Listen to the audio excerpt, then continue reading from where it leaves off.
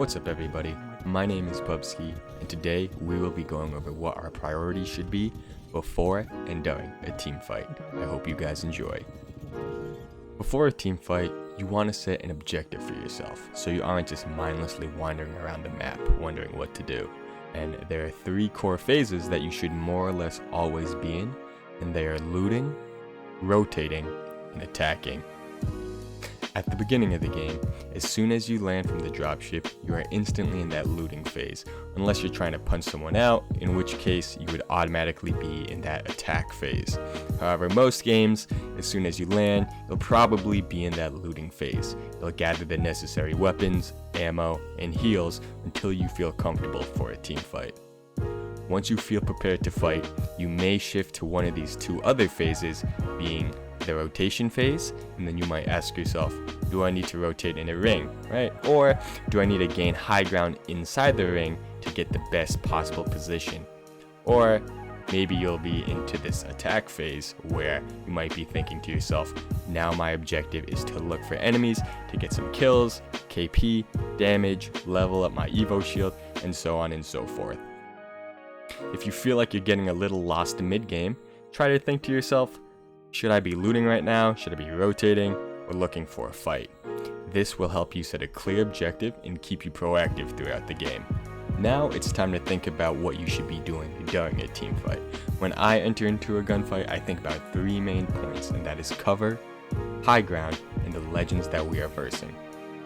First, you want to think about if there's any cover you can utilize during the gunfight that will make you a harder target to hit and can prevent you from taking any excessive damage. In Apex, cover can be anything that breaks line of sight away from your enemies. This can be as big as a wall or even as small as a loop-in or even a lamppost. Find your cover and try your best to play off of that in order to create an opening. Now that you have recognized everything that can be utilized as cover, you want to start thinking about high ground and if there's any obtainable high ground that may give you an advantage. Maybe there's a building you can climb on top of during a fight, maybe there's a wall you can climb over, or maybe it can be something minuscule like a loop-in that you can climb on top of. High ground is literally anything that makes you taller than the enemy. If I can gain a little height advantage from climbing on top of a loop-in, then I'm going to do that.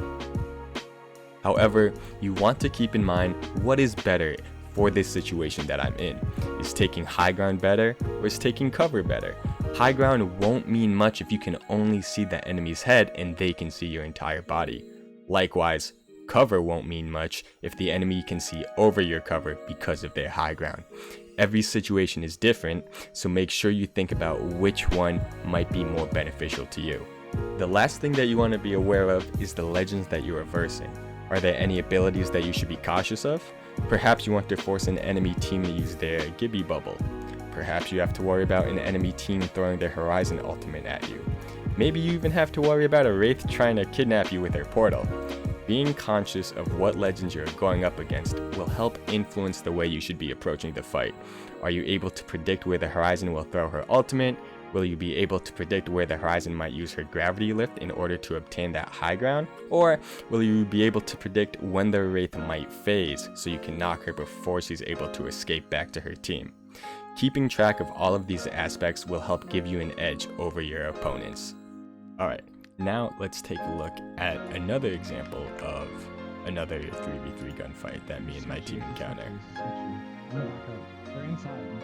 So Dizzy comms that enemies are inside this building, so he doesn't like the situation he's in because he's on low ground, so he's just going to reposition and dip out of there.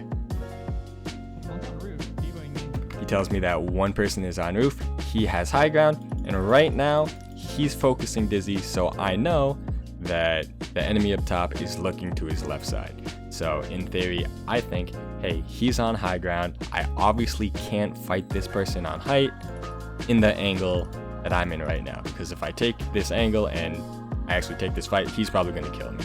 Rather than taking this fight, I want to think about how can I sort of equalize out this high ground before actually fighting him. So if I know that my enemy's looking left and focusing on Dizzy, what I'm going to do is I'm going to rotate right, climb up here, and then climb up here, and then hopefully I can sneak up behind his back and then shoot him in the back. So this is my plan so far. So I'm sliding over, holstering my weapon so I can rotate a little bit faster. I climb up, I don't see him, he jumps down, he escapes.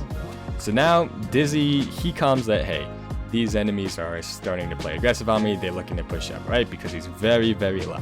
And so him calming that, I know that all of the enemies are going to be running towards him. And Lord and behold, here's an enemy actually running towards him. So now I have an angle where I can sort of shoot them from behind. I instantly drop down. I know that one person is on the roof and one person is down below. If you look at the situation I'm in, I need to analyze what cover can I play off of and what high ground can I play off of. Right now I can utilize this box, or I can climb on top of this building and really utilize high ground. Right now I don't think this box is going to do me much justice, considering there is an enemy right on top of here and I won't have a clear line of sight. So rather than fighting this enemy on top of here where he has height and I'm on the low ground, I'm just going to think about equalizing the high ground a little bit more by placing myself on top of this roof. And now I catch someone rotating on low ground, so then rather than dropping off this high ground and just like challenging him down below, even though I have the jump on him, I'm going to do as much damage as possible on top of this roof. So I do a spray on him, I whiff some shots, hit him 14, swap weapons. Now I know I just hit him for so much. He's really, really low. And compared to my health, right, I still have a little bit of shield. Maybe he's about like 30 HP or so.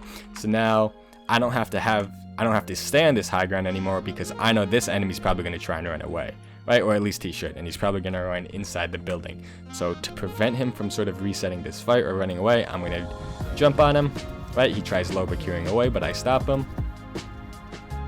Reload my weapons, and now I see a rampart right here. I just swapped to my 301 and I realize I have no ammo.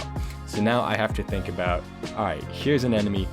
What high ground do I have? What cover do I have? In terms of high ground, nothing really, right? I mean, maybe I can climb these boxes over here, but then I have literally zero line of sight on this rampart, so that would be very ineffective. However, in terms of cover, I can really utilize these doors right here. So I close these doors. I realize that she's not even looking at me, so I just open up the door even though I'm finishing up my reload animation, and then I'm able to get a good spray on her back and one clipper. As soon as I finish killing her, I realize that I'm getting shot in the back by Devotion. This is really bad. So instinctually, I turn around, I challenge for what I can, and knowing that I have to reload both my R301 and my Vault, I know that if I'm staying out in this open field right now, this Bloodhound right here is probably going to kill me, right? If you even look at my health, I'm 1 HP. This is really, really bad. So just instinctually, what do I have for cover? Literally, this one little pillar beam is the only thing I have for cover. So me seeing this and me noting that this is here, I instantly just play behind it, right? And by playing behind it, he's whiffing his scout shots, right? And he can't shoot through this giant pillar. I block line of sight off of him, and meaning I can now finish up my reload animation. I finish reloading, I can challenge one more time, and then I just wipe him. Well, that's going to be it for this video. I hope you guys were able to take a quick tip or two away from it, and I hope you guys are able to apply this to your next upcoming games.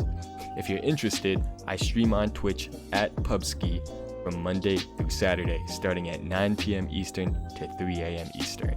Stay posted, as I will continue to release more tutorials and content for you guys in the future. Thank you so much for tuning in, and I will see you guys next time. PUBSKI out.